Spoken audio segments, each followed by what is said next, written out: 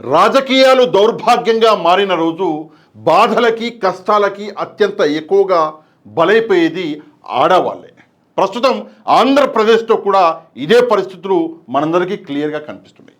ఒకవైపు కూటమి నాయకులు ఆడవాళ్ళని మానసికంగా శారీరకంగా ఇబ్బందులకి గురి చేస్తుంటే, మరొక వైపు చంద్రబాబు నాయుడు గారు, పవన్ కళ్యాణ్ గారు, నారా లోకేష్ గారు అసలు మేము పుట్టిందే ఆడవాళ్ళని ఉద్ధరించడానికి అని చెప్పి డైలాగులు కొడుతున్నారు. ఈరోజు సాక్షి న్యూస్ పేపర్లో ఒక వార్త అనేది వచ్చింది. ఏముందిలే, న్యూస్ పేపర్లలో వార్తలు వస్తూనే ఉంటాయి, అందులో పెద్ద విషయం ఏముంది అని చెప్పేసి కొట్టి పారేసేటటువంటి వ్యక్తులు కొంతమంది ఉన్నారు. కాకపోతే ఆ వార్త ఏంటి ఒకసారి వినండి. సభ్య సమాజం అన్నది సిగ్గుతోటి తలదించుకునేటటువంటి వార్త ఇది. ఒకసారి ఇక్కడ చూస్తే హెడ్డింగ్ అన్నది చదువుతాను. మంత్రి కొడుక్కి నీపై మనసైంది. మంత్రి కొడుక్కి నీపై మనసైంది అని చెప్పేసి సాక్షి న్యూస్ పేపర్లో ఒక మంచి ఆర్టికల్, నిజాన్ని నిర్భయంగా రాశారు. మంత్రి కొడుక్కి నీపై మనసైంది అని చెప్పేసి ఇక్కడ రాశారు. కింద చూసుకుంటే నిజంగా ఆ మంత్రి కూడా ఒక మహిళ అంట. దౌర్భాగ్యం చూడండి. సరే, నువ్వంటే చాలామంది టీడీపీ నేతలు పడిచేస్తున్నారు. పడిచేస్తే మంత్రి కొడుక్కి నీపై మనసైందా? సరే, అదే మంత్రి గారి కుటుంబంలో మహిళల గురించి కూడా ఎవడో ఇట్లనే పిచ్చనా కొడుకు ఎవడో వచ్చి వాగితే నాకు మీపై మనసైంది అంటే ఆ మంత్రి గారు ఏం చేస్తారు? దయచేసి ఒకసారి సమాధానం చెప్పాలి. నువ్వంటే చాలామంది టీడీపీ నేతలు పడిచేస్తున్నారా? అదేంటి? మనం సభ్య సమాజంలో కదా బతికేది, మనం మనుషులం కదా, మనం కుక్కలమో పందులమో కాదు కదా. మనుషులకి ఈ ఈ ఈ పిచ్చేంటి నాకు అర్థం కాదు. మగవాడి మగతనం అంటే సమాజం పట్ల బాధ్యతగా ఉండడం. మగవాడి మగతనము అంటే భార్యా బిడ్డల్ని ప్రాణం కంటే ఎక్కువ ప్రేమించుకోవడము. మగవాడి మగతనము అంటే కుటుంబం కోసం, దేశం కోసం చావడం. పక్క వాళ్ళ కుటుంబాలలో ఉన్నటువంటి మహిళల గురించి మనసు పడడం కాదు. ఈ మనసు పడ్డ టీడీపీ నాయకులు చాలామంది ఏదైతే రాశారో ఆ టీడీపీ నాయకులకి చెప్తున్నా. నెక్స్ట్, వారికి సహకరించకపోతే ఉద్యోగం చెయ్యనీయను ఒకడు చెప్తున్నాడు. వాడెవడో అన్నది చూద్దాం. ఒంటరి మహిళకి మంత్రి అనధికారిక పిఏ వేధింపులు. మంత్రి గారి అనధికారిక పిఏ వేధింపులు అంట. ఎవరికి? ఒంటరి మహిళకి. సరే, ఈ మహిళ గురించి చదివితే నిజంగానే మనసున్నవాడు ఎవరికైనా సరే కళ్ళల్లో నీళ్ళు రావడం అనేది ఖాయం. సరే, ఏంటి అంటే మంత్రి గారి కొడుక్కి నీపై మనసైంది. సాక్షి ప్రతినిధి, విజయనగరం. మంత్రి గారి కొడుక్కి నీపై మనసైంది, ఆయన వద్దకి వెళ్ళు. నువ్వంటే టీడీపీలో చాలామంది నాయకులు పడిచేస్తున్నారు, వాళ్ళతో గడుపు. సహకరించకపోతే ఉద్యోగం చేయనీయను. భర్త చనిపోయిన బాధలో ఉండి గుండె జబ్బు బాధితురాలైన కుమార్తెతో జీవనం సాగిస్తున్న ఒక మహిళకు మంత్రి అనధికారిక పిఏ వేధింపులు ఇవి. అంటే భర్త చనిపోయాడు, కూతురు కూడా గుండె జబ్బు ఉందంట పాపం. ఆ మహిళ ప్రపంచంతో పోరాడుకుంటూ తన కూతుర్ని ఆమె పెంచుతున్నది. ఉద్యోగం చేసుకుంటుంటే ఒక పోరంబోకు మాట్లాడిన మాటలు మంత్రి గారి కొడుక్కి మనసైందంట. ఇంకా టీడీపీ నాయకులకు చాలామందికి మనసు. సరే, నేను ఆ పోరంబోక్కి చెప్తున్నా, తప్పుగా అనుకోవద్దు తల్లి. ఆ పోరంబోకు ఇంట్లో మహిళలు కూడా మహిళలే, వాళ్ళు కూడా నా తల్లితో సమానం, వాళ్ళు కూడా నా చెల్లెలతో సమానం. తప్పుగా అనుకోవద్దు, దండం పెడుతున్నా. ఆ పోరంబోకు కుటుంబంలో మహిళల గురించి ఎవడన్నా ఇట్లా మాట్లాడితే వాడేం చేస్తాడు? పంపించేస్తాడా? క్షమించాలి, ముందే క్షమాపణలు కోరిన. నెక్స్ట్, బాధితురాలి కథనం ప్రకారము ఏంటి అంటే ఇక్కడ ఒకసారి మనం ఇక్కడ చూస్తే పార్వతీపురం, మన్యం జిల్లా సాలుకూరుకు చెందిన ఉపాధ్యాయుడు 2021లో కరోనాతో మరణించారు. ఆయన భార్య కారుణ్య నియామకం కోసం ప్రయత్నిస్తుండగా ఆ వీధిలో ఉండే సతీష్ జోక్యం చేసుకున్నాడు. అంటే భర్త కరోనాలో చనిపోతే, ఆయన ఉపాధ్యాయుడిగా ఉండే కారుణ్య నియామకం ద్వారా ఆ ఉద్యోగం పొందాలి, తన కూతుర్ని పెంచుకోవాలి అనేటువంటి ప్రయత్నం చేస్తే అదే గల్లీలో ఉన్నటువంటి సతీష్ జోక్యం చేసుకున్నాడు. ఆ జిల్లాకు చెందిన ప్రస్తుత మంత్రి అనధికారిక పిఏగా వ్యవహరిస్తున్నాడంట ఈ సతీష్ అనేటోడు. అసలు ఎవడి సతీష్ ఇక్కడ చూపిస్తాం, మీకు చూడండి. అంకో వీడి పేరే సతీష్. అంటే ఈ ఫోటో అన్నది నేను కూడా ఎక్కడి నుంచో తీసుకున్న థర్డ్ పార్టీ నుంచి, మరి క్లారిటీగా లేదు ఫోటో. వీడి పేరే సతీష్.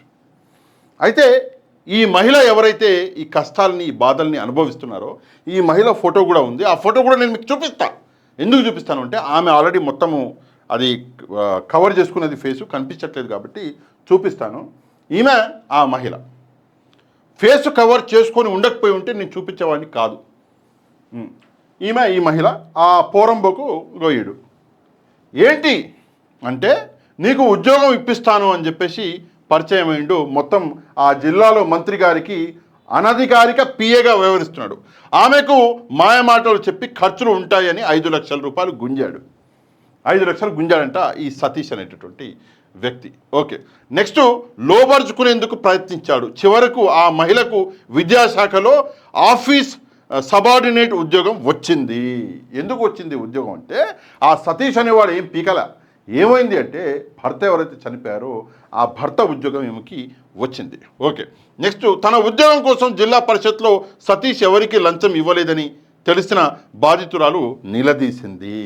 5 లక్షలు తీసుకున్నావు నా దగ్గర నుంచి, నువ్వు ఎవరికి ఇవ్వలేదు అని చెప్పేసి నిలదీసింది. దీంతో పగ పెంచుకొని ఆమెను సాలూరు నుంచి గుమ్మలక్ష్మీపురం మండలంలోని మారుమూల స్కూల్కి బదిలీ చేయించాడు. కక్ష పెంచుకొని బదిలీ చేయించినట్ట. అంటే ఒక మంత్రి గారికి అనధికారిక పిఏగా ఉన్నాడు కదా మనోడు, బదిలీ చేయించినంట. ఓకే, కింద వీళ్ళు రాసింది మంత్రికి విన్నవించిన, మంత్రి గారికి కూడా విన్నవించుకున్నారంట.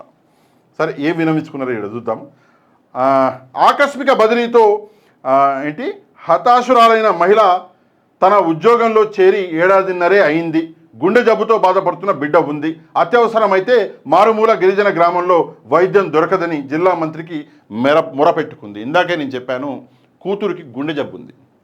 మంత్రి గారికి నేను ఎక్కడో ఒక చిన్న గ్రామంలో ఉంటే నా కూతురికి ఏమైనా సమస్య వస్తే నేను పరిగెత్తుకుంటూ హాస్పిటల్ అక్కడ దొరకదు అని చెప్పేసి జిల్లా మంత్రి గారికి మొరపెట్టుకుంటే సతీష్ తన దగ్గర డబ్బులు తీసుకొని వేధిస్తున్నాడని ఫిర్యాదు చేసింది. అదే మంత్రి గారికి ఫిర్యాదు చేసింది. మంత్రి సతీష్ని వెనకేసుకొచ్చారు. బాధితురాలు విద్యాశాఖ మంత్రి పేషిని సంప్రదించింది.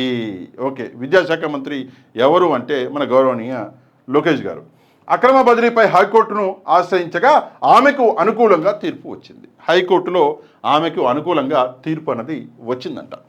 ఓకే, అయినా ఆగని వేధింపులు. సరే, తీర్పు వచ్చింది, ఆమె మళ్ళీ పాత స్థానంలో మరి ఉద్యోగం చేసుకుంటుంది. అయినా వేధింపులు, డబ్బులు తిరిగి ఇచ్చేది లేదు. టీడీపీలో చాలామంది నాయకులు నువ్వంటే పడిచేస్తున్నారు, వాళ్ళతో గడపకపోతే సహకరించకపోతే ఉద్యోగం చేయనియను అంటూ సతీష్ ఆ మహిళకు మెసేజ్లు పంపాడు. బాధితురాలు ఇంటికి టీడీపీ నాయకులు మున్సిపల్ కౌన్సిలర్ను పంపి బెదిరిస్తున్నాడు.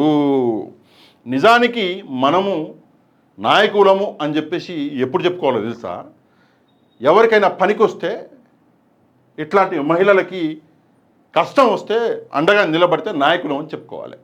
కానీ ఇట్లా వేధించేటటువంటి వాళ్ళని నాయకులు అనరు. ఏమంటారు తెలుసా? దీంట్లో ఒకటి ఉంది, జనరల్గా నేను ఇట్లాంటి పదాలు వాడను, ఇట్లాంటి ఇష్యూస్ వచ్చినప్పుడు తప్పకుండా వాడతా. పోరంబోకులు అంటారు, పోరంబోకులు అంటారు. ఇది పదం, కరెక్ట్ పదం. ఓకే, తనకు జరిగిన అన్యాయాన్ని మంత్రికి చెప్పుకుందామని బాధితురాలు వెళ్ళగా అక్కడ ఆమె బంధువులపై సతీష్కు చెందిన వారు దాడి చేశారు. పోలీసులను సంప్రదిస్తే పట్టించుకోలేదు. ఈ విషయం కూడా అంటే ఆమె బంధువుల మీద దాడి చేస్తే రక్తం వచ్చిందంట. ఇది జరిగినటువంటి విషయం.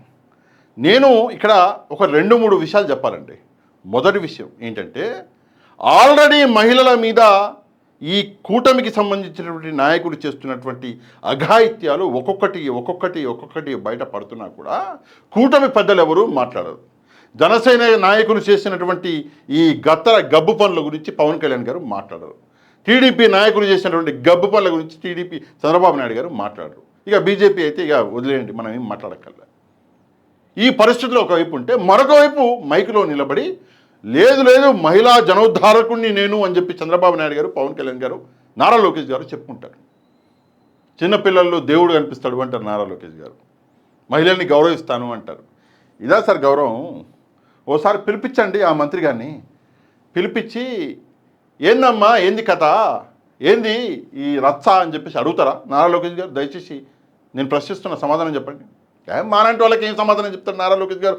ఆయన పెద్ద మంత్రి, మనం ఓ చిన్న జర్నలిస్టు, మనకు సమాధానం చెప్తాడా? చెప్పడు. సమాధానం చెప్పకపోయినా పర్లేదు సార్, నా దగ్గర మీ సమాధానం ఏం అక్కర్లా, తనకు న్యాయం చేయండి. ఈరోజు ఏం చేయాలో తెలవక ఆ చాటింగ్స్, కొన్ని చాటింగ్స్ వచ్చాయి. సరే నేను ఆ చాట్ని ఏమి బయట పెట్టను, ఇప్పుడు పెట్టలేను కూడా. ఆ చాట్స్లలో వాడు పెట్టినటువంటి ఇబ్బంది క్లారిటీ కనిపిస్తుంది, ఆధారాలు ఉన్నాయి. ఉన్నప్పుడు మీరు ఎందుకని చెప్పేసి ఈ విషయం మీద యాక్షన్ తీసుకోరు? దయచేసి సమాధానం చెప్పాలి. పవన్ కళ్యాణ్ గారు సమాధానం చెప్పాలి, చంద్రబాబు నాయుడు గారు సమాధానం చెప్పాలి. ఆ మంత్రి గారు ముందు మీడియా ముందుకు వచ్చి వీడెవడు, వీడికి ఆ మంత్రి గారికి, అంటే వీడెవడో అనధికారిక పిఏగా వ్యవహరిస్తున్నాడంట, అసలు వీడు మంత్రి గారి అనధికారిక పిఏనా, అసలు మంత్రి గారికి సంబంధం ఉందా లేదా, వీడెవడో తెలుసా తెలియదా, మంత్రి గారు ముందుకు వచ్చి సమాధానం చెప్పాలి. నాకు తెలిసి ఆమె కూడా మహిళా మంత్రి, సబ్జెక్ట్ టు కరెక్షన్. ఆ మహిళా మంత్రి ఒక మహిళ యొక్క ఈ కష్టాన్ని, ఈ బాధని ఈరోజు తీర్చకుంటే ఎవరు తీరుస్తారు? ఎవరు తీరుస్తారు? ఇదా రాజకీయం? ఇట్లాంటి నీచుల నుంచి ఎవరు కాపాడతారు ఈ మహిళల్ని? ఒంటరిగా ఉన్న మహిళ అంటే చిన్న చూపు. ఒంటరిగా ఉన్న మహిళని ఇబ్బంది పెట్టేయాలి, ఒంటరిగా ఉన్న మహిళ దగ్గర నుంచి డబ్బులు కొట్టేయాలి, ఒంటరిగా ఉన్న మహిళని లొంగదీసేసుకోవాలి. ఇది టీడీపీలో, జనసేనలో కూడా ఆ తిరుపతిలో ఎవడో నాకు పేరు గుర్తులేదు, మీరు ఒకసారి తెలిస్తే కమెంట్ చేయండి. ఒక మహిళ ఇట్లనే భర్త వదిలేశారు, చనిపోయారు అనుకుంటా, సారీ. ఆ మహిళ మొత్తం ఆ మహిళ దగ్గర నుంచి డబ్బులు లాగేసుకొని ఆమె పాపం బయటకు వచ్చి రోజు అప్పుడు ఈ విషయం బయటపడ్డది. అప్పుడు కూడా పవన్ కళ్యాణ్ గారు మాట్లాడలేదు. ఈరోజు ఆబ్వియస్గా చంద్రబాబు నాయుడు గారు, నారా లోకేష్ గారు మాట్లాడరు, నేను రాసిస్తా మాట్లాడరు. ఏదేమైనప్పటికీ కూడా ఈ ఘోరాలు, ఈ సంఘటనలు ఆగాలి. మహిళలు అంటే కేవలము శారీరకంగా వాడుకోవడానికే ఉన్నారు అన్నటువంటి ఇట్లాంటి పోరంబోకుల ఈ ఆలోచన ఏదైతే ఉందో అది ఆగాలి. ఎందుకు అంటే మీ ఇంట్లో కూడా మహిళలు ఉన్నారు, మీ కుటుంబంలో మహిళలు ఉన్నారు, నీ తల్లి, చెల్లి, భార్య, బిడ్డలు మహిళలే. ఈరోజు నువ్వు ఈ సమాజాన్ని ఇలా వేధిస్తే రేపొద్దున నీ కుటుంబాన్ని ఎవడన్నా వేధిస్తే అప్పుడు ఆడికి పోతావు? దయచేసి ఒకసారి ఆలోచించుకోవాలి. నేను మళ్ళీ చెప్తున్నా, ఈ వ్యక్తి కుటుంబం గురించి నేను ముందే క్షమాపణలు కోరినా, ఎందుకంటే నాకు ఆ సంస్కారం ఉంది కాబట్టి క్షమాపణలు కోరినా. కానీ చెప్పాలి, అవసరం. కొంత బాధ కలిగినప్పటికి కూడా మనం చెప్పాలి కాబట్టి నేను చెప్పడం జరిగింది. దయచేసి ఈ విషయం మీద మీరు కూడా స్పందించి ఒక కమెంట్ చేయడం మాత్రమే కాదు, తప్పకుండా ఈ వీడియోని ఒక లైక్ అనేది చేయడం మాత్రం అసలు మర్చిపోవద్దు. మీరు ఒక లైక్ చేస్తే వీడియో అనేది ఆటోమేటిక్గా వైరల్ అవుతుంది. ఇక ఎవరైతే మన ఛానల్ని సబ్స్క్రైబ్ చేసుకోలేదో ఛానల్ని కూడా సబ్స్క్రైబ్ చేసుకోండి. నెక్స్ట్ వీడియోలో మళ్ళీ కలుద్దాం. అంతవరకు థ్యాంక్ యూ వెరీ మచ్. జై హింద్.